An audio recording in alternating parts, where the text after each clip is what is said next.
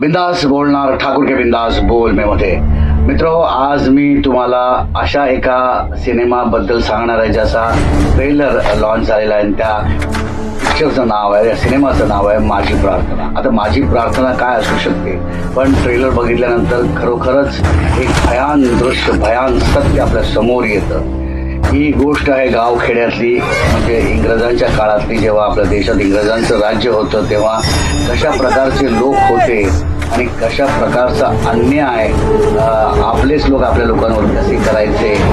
पाटीलकी होती तेव्हा पाटील कसे लोकांवरती अत्याचार करायचे, आणि त्यात जर प्रेमी युगल असेल तर प्रेमी युगलांवर कशा पद्धतीनं तो आपली जी हवस आहे ती पूर्ण करायची, या सगळ्यावर भाष्य करणारी माझी प्रार्थना हा सिनेमा मला वाटतं. कारण की त्यामध्ये उपेंद्र लिमये एका नेगेटिव्ह शेडमध्ये आपल्याला दिसत आहे, आणि उपेंद्र लिमये सरकारनं जेव्हा नेगेटिव्ह रोल सिलेक्ट करतोय तर नक्कीच त्या रोलमध्ये काहीतरी दम असेल.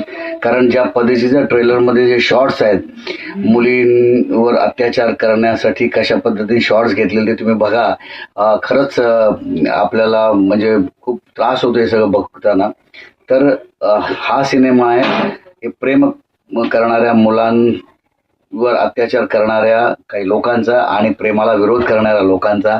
त्या काळात कशा पद्धतीने लोक इतर समाजातील लोकांना त्रास द्यायचे किंवा अत्याचार करायचे यावर भाष्य करणारी गोष्ट आहे माझी प्रार्थना. आता हा ट्रेलर बघितल्यानंतर पूर्ण आयडिया येत नाही की हा सिनेमा कसा असेल, पण जे काय दिसतं त्याच्यावरती मला असं बोलावं असं वाटतं. पण हा सिनेमा वेगळा सिनेमा, हा सिनेमा सत्य सांगणारा सिनेमा, रॉ सिनेमा वाटतो, आणि हा सिनेमा सत्यतेला उघडणारा सिनेमा वाटतो. माझी प्रार्थना, तर ही प्रार्थना आपण सगळ्यांनी पाहिली पाहिजे. कुठल्या पद्धतीची प्रार्थना आहे, तर हा जेव्हा सिनेमा रिलीज होईल तेव्हा नक्कीच तुम्ही हा सिनेमा थिएटर्समध्ये जाऊन बघा. कारण की आजकाल अशा सिनेमांना लोक जात नाहीत, पण हे सत्य जाणून घेण्यासाठी हा सिनेमा अवश्य बघा, माझी प्रार्थना. मला खूप आवडलाय हा ट्रेलर. खूप वेगळा विषय आहे असं वाटतं, आणि याचं प्रेझेंटेशनही खूप खरं वाटतंय. त्यामुळे जरा जास्त की हा सिनेमा लवकर बघावा. आता जेव्हा हा सिनेमा रिलीज होईल तेव्हा नक्कीच थिएटरमध्ये जाऊन हा सिनेमा बघा, माझी प्रार्थना.